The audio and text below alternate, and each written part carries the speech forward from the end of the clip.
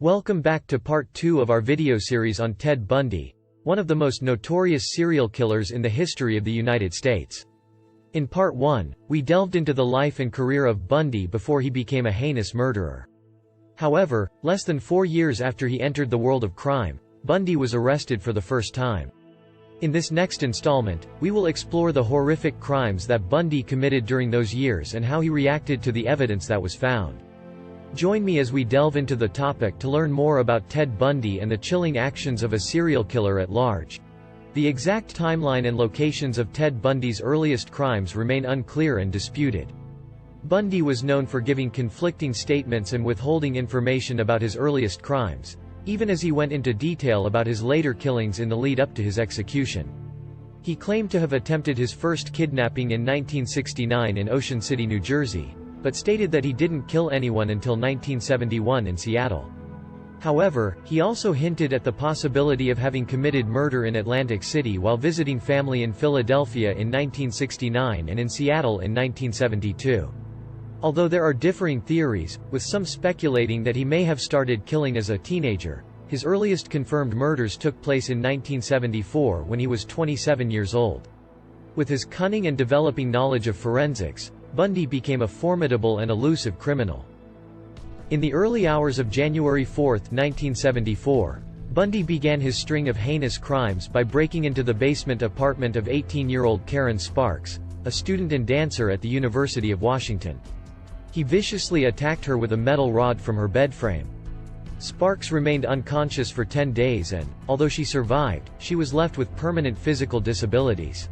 On February 1, Bundy struck again, this time targeting Linda Ann Healy, a UW undergraduate who was also a radio weather announcer. He viciously beat her unconscious, dressed her in blue jeans, a white blouse, and boots, and abducted her from the scene. The disappearance of female college students in the Pacific Northwest continued at an alarming rate during the first half of 1974. On March 12, 19-year-old Donna Gail Manson, a student at the Evergreen State College in Olympia, disappeared after leaving her dormitory to attend a jazz concert on campus. On April 17, Susan Elaine Rancourt went missing while on her way back to her dorm room after an advisors' meeting at Central Washington State College in Ellensburg. 2 female students later reported encounters with a man wearing a sling and asking for help carrying books to his brown or tan Volkswagen Beetle. On May 6, Roberta Kathleen Parks vanished from Oregon State University in Corvallis after leaving her dorm to have coffee with friends at the Memorial Union. The disappearance of young women in the Pacific Northwest caused great concern among investigators. With limited physical evidence and no clear connections between the missing women, authorities were struggling to make progress in their search. The women shared similar characteristics such as being young, attractive, white college students with long hair parted in the middle. On June 1, Brenda Carroll Ball, a 22-year-old, disappeared after leaving the Flame Tavern in Burien near the Seattle-Tacoma International Airport. She was last seen talking to a man with brown hair who had his arm in a sling. On June 11, 1974, Hawkins vanished while walking down an alley between her boyfriend's dormitory and her sorority house. Despite a thorough search, investigators found nothing. Later, Bundy admitted to luring Hawkins into his car and attacking her with a crowbar, which knocked her unconscious.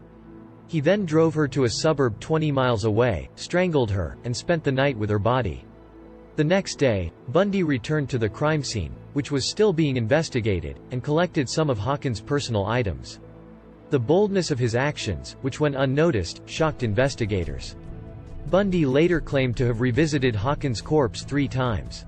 As the investigations into the missing women continued, Ted Bundy was employed at the Seattle Crime Prevention Advisory Commission as an assistant director.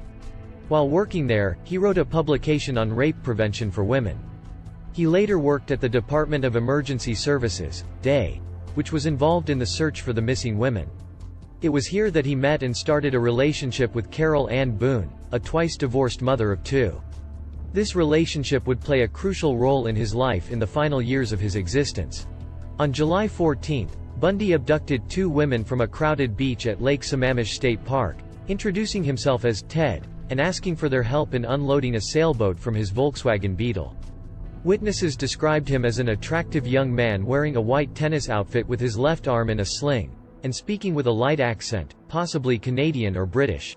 While one woman saw through his story and fled, 3 others refused to help, but 2 women, Janice Ann Ott and Denise Marie Naslund, were not so lucky. Bundy later claimed that he had forced one to watch as he murdered the other, but he later denied this in an interview before his execution. As the investigation continued, King County Police received more and more tips, with up to 200 per day, but the detailed description of the suspect and his car still proved to be helpful. Flyers were posted throughout the Seattle area with a composite sketch of the suspect, and the sketch was also printed in regional newspapers and broadcast on local television stations. Several individuals, including Klopfer, Rule, a day employee, and a UW psychology professor, recognized the profile, the sketch, and the car, and reported Bundy as a possible suspect. Despite this, detectives were skeptical and believed it was unlikely that a clean-cut law student with no prior criminal record could be the perpetrator. The discovery of the remains of the missing women was a major breakthrough in the case and increased pressure on law enforcement to find the killer. In the year 1974, the skeletal remains were found near the service road in Issaquah and were identified as those of Ott and Naslund.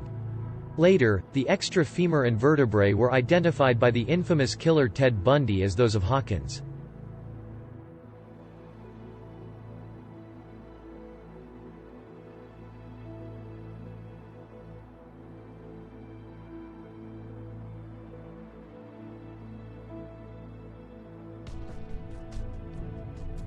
But that's not all. 6 months later, forestry students from Green River Community College discovered the skulls and mandibles of Healy, Rincourt, Parks, and Ball on Taylor Mountain, where Bundy was known to frequently hike.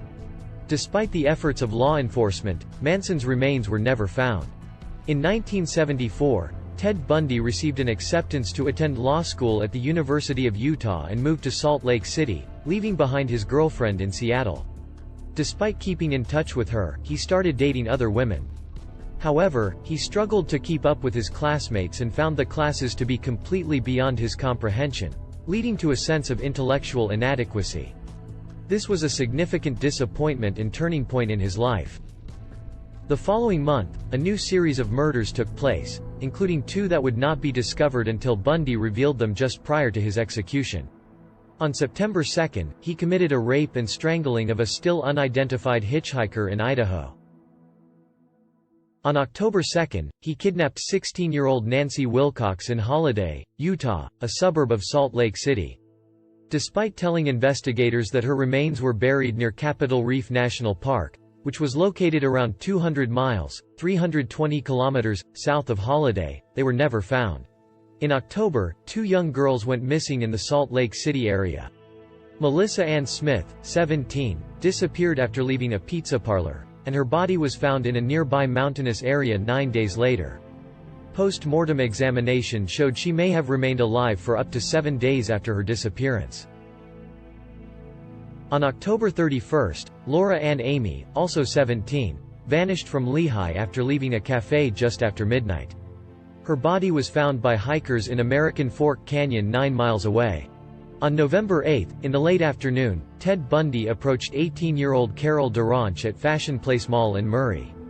He posed as a police officer named Officer Roseland, and claimed someone had tried to break into her car. He asked her to accompany him to the police station to file a complaint. However, when DeRanch noticed they were not heading towards the station, she became suspicious and managed to escape after a struggle with Bundy. The same evening, Deborah Jean Kent, a 17-year-old student, disappeared after leaving a theater production at Viewmont High School in Bountiful. Eyewitnesses reported seeing a stranger in the parking lot and pacing in the rear of the auditorium. After the play, a key was found outside the auditorium that unlocked the handcuffs from DeRanch's wrist, providing crucial evidence in the case. In November, Ted Bundy's girlfriend, Liz Klopfer, became suspicious of his behavior and called the King County Police for the second time. Detective Randy Hergesheimer interviewed her, and by then, Bundy was a high suspect on the police's list. However, the most reliable witness failed to identify him from a photo lineup.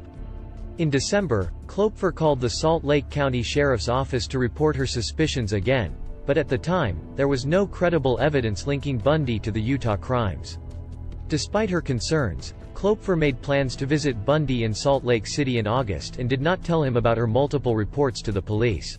In 1975, Ted Bundy expanded his criminal activities from Utah to Colorado. On January 12, a registered nurse named Karin Campbell disappeared from the Wildwood Inn in Snowmass Village. Her body was found a month later with distinctive head injuries from a blunt instrument and cuts from a sharp weapon. On March 15, ski instructor Julie Cunningham disappeared from Vail. According to Bundy, he approached her on crutches and lured her to his car before assaulting and killing her. Her body was found near Rifle. On April 6, Denise Oliverson disappeared while riding her bicycle near the Utah-Colorado border in Grand Junction. Her bike and sandals were found under a viaduct near a railway bridge. On May 6, Bundy lured Lynette Culver, a 12-year-old from Alameda Junior High School in Pocatello, Idaho.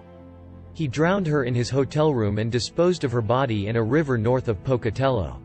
In mid-May, Bundy hosted 3 of his day co-workers from Washington state in his Salt Lake City apartment for a week. He then spent a week with Klopfer in Seattle in early June, and the two discussed plans to get married the following Christmas.